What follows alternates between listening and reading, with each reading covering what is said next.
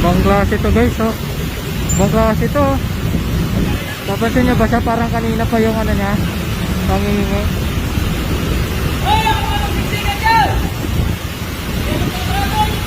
Parang nakakaano.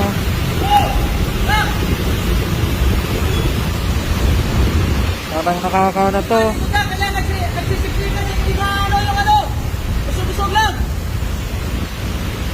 Boss, yung ano nyo, kanina pa kayo dito.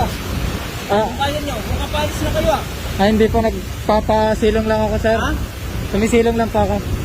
Kaya nga, yung bayad nyo. Bakit kasi kayo umalis? Kagaya yung kanina, yung umano dun, hindi nagbayad eh. Bigla lang umalis. Bayad saan, sir? Sa parking. Parking? Ay boss, teka lang, sisingilin ko lang ito sa huwag mo na kayo lang umalis. Yung sa bayad. Bayad saan po? Dito sa pag-parking. Wala na pong bayad yung parking eh. Hindi, may bayad yan dito sa parking kasi public property ko dito. Hindi naman po ako nakaparking eh kasi umuulan. Hindi ka nakaparking yan. Ano tawag lang? Hindi ako nakaparking pero nakaano lang ako. Ano lang ano dito? Magbayad ka. 60. Magkano? 60. Sir, hindi naman to parking tong daanan kasi to. Naka-ano lang ako. Public property to dito. Public property to. Huwag mo ko tinatawanan ha. Ano yung binibidyo mo? Wala akong binibidyo, sir. Huwag ganun. Maayos-ayos ka dito. Ano, 20 years na ako dito. Kaya nga pero hindi naman ako nag-ano eh. Ay ano mo yung bayad mo? Ay na. Anong bayad, sir? Di ako magbabayad kasi ano lang naman yan eh. Private property to dito boss. Bawal kasi to dito na. Eh paano na ma-explain yung dumadaan ngayon? Paano kung 20 naging years na ako dito. 30 years saan? Dito sa pang-ano. Sa pang-ano ng mga tao. Sir, nakaano nga lang ako. Sumisilong lang ako kasi umuulan. Kaya nga, sumilong ka, nag-park ka, may bayad yan dyan. Walang bayad. Sir, Ipapaano kita sa LTO kung hindi ka na gano'n? magkano ba yung babayaran? 60. Ay, hindi ako magbabayad ng ganun. Ang mahal mo naman. Wala kang ano. Tapos nakisilong lang ako. Bayad o gulpi? Wala namang ganunan, sir. Bayad o gulpi? Wala namang ganunan. Ikaw lang hindi nagbayad dito. Marami na nagbayad dito. Ano ba yung babayaran ko? Eh, nakisilong nga lang ako. Ng ano, mabuti nga, hindi pa nga kita sinila ng tax. May tax pa yan. Parang nangaano ka na eh. Hindi naman pwedeng ganyan eh. Hindi na. Alis na ako. Tapos tumawag pa ako. Hindi na. Alis na ako. Alis na ako. Walang ganon. Aalis ka, hindi ka makakalis dito na ano. Wala kang tama. Sir, wala namang ganyan. Nakikiano lang ako eh. Nakikisilong ako. Umuulan eh. Nagmamalaki ka dito. May tutulong sa'yo dito. Ha? Walang ganon, sir.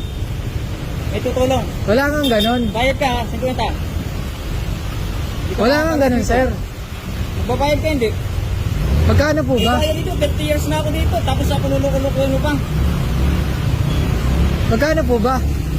Sige, kahit magkano dyan. Magkano bang ano dyan?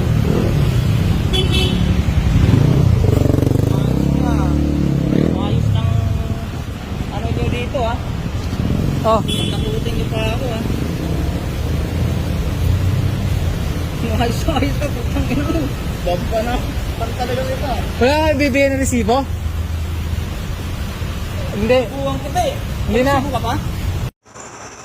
So yan mga kaulo, di ba? After nyo mapanood, itong hayop na lalaking to, kingina ka, kapag ikaw nadaanan kita dyan at nakita kita dyan sa lugar na yan, dumadaan ako dyan eh, alam ko yan eh. Ikaw dinadamay mo pa yung LTO, pati mga LTO dinadamay mo sa katarantaduhan mong hayop ka, ha? Nananakot ka pa ng mga motorista, kailan pa naging parking lot yung hayop na, ano na yan, pwesto nyo yan sa tulay, ha? 30 years old, pinagmamayabang mo, 30 years mo nang ginagawa yan, ha? May kalalagyan ka, boy, ha? Tandaan nyo yung pagmumukha ng hayop na yan pag napadaan kayo dyan. Halatang addict to, eh. Dilat na dilat pa. Tatakutin mo yung mga motorista, gulpe o bigay. Ba't sino ka? Huwag ka magpapakita sa akin pag ako napadaan ako dyan. Yang liit mong yan, sinasabi ko sa'yo, matapang ka lang kasi nandyan ka sa baluarte mo at andyan yung mga kasama mong addict, ha? Kapag napadaan ako dyan, napadaan kami dyan. Tignan mo. Pinapanawagan ko sa LTO o sa kapulisan ng Maynila o sa mga nakakasakop na pulis dyan sa lugar na yan. Rondahan nyo yan, pusasan nyo yung hayop na yan. Grabing paninikil yan. Nanghihingi 60 pesos. Kay SM nga, 30 pesos ang parking. Tapos dyan, hihinto lang yung mga motorista dahil sumisilong umuulan. King ina ka. Sobrang abuso mo. Abusadong mga taong ganito. Dapat ito yung pinapasyal. Ito dapat yung pinapalutang sa ilog eh. Hayop na to, ayaw pumarehas, ang lalaki ng katawan ninyo. Manghihingi kayo 60 pesos, huminto lang dahil umuulan, tapos kung umasta ka dyan, magbabanta ka pa ng gulpe. Tapang mo, boy, ah. Sobrang gigil ko sa hayop na to, eh. King ina ka. Wag na wag kang magpapakita at makikita kita dyan, hayop ka, baka banggain sa gasaan pa kita dyan. Ha? Tandaan nyo yung mukha ng yan. Tandaan nyo yung mukha niyang hayop na yan, ha? Ayan, ano ko dyan sa screen. Nakakainit, nakakabwisit ng ulo yung mga taong ganito. Wala nang kwenta, ayaw pang pumarehas. Walang kasilbi-silbi sa mundo. Mga inutil, bobo, mga bugok. Ha?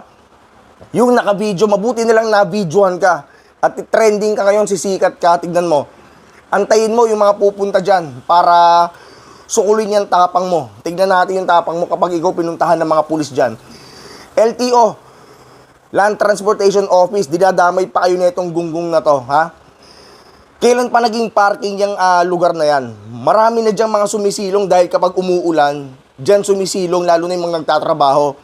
Pati yung mga rider nagtatrabaho, kikikilan mo, tas ang angas-angas pa ng dating mo dyan sa tulay na yan, hayop ka.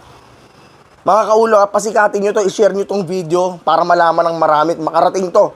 Lalo na kay Senator Raffy Tulfo. Tulfo in action. Sana makarating to. Pati dun sa LTO na sumasakop sa lugar na yan, yung mga pulis na sumasakop sa lugar na yan, ha?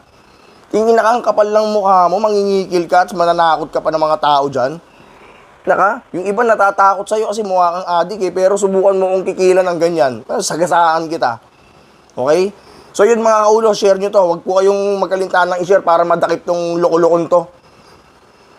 May araw ka rin, may araw ka. Okay? Mag-ingat kayong lahat. God bless us all. It's your boy Elmo. Peace.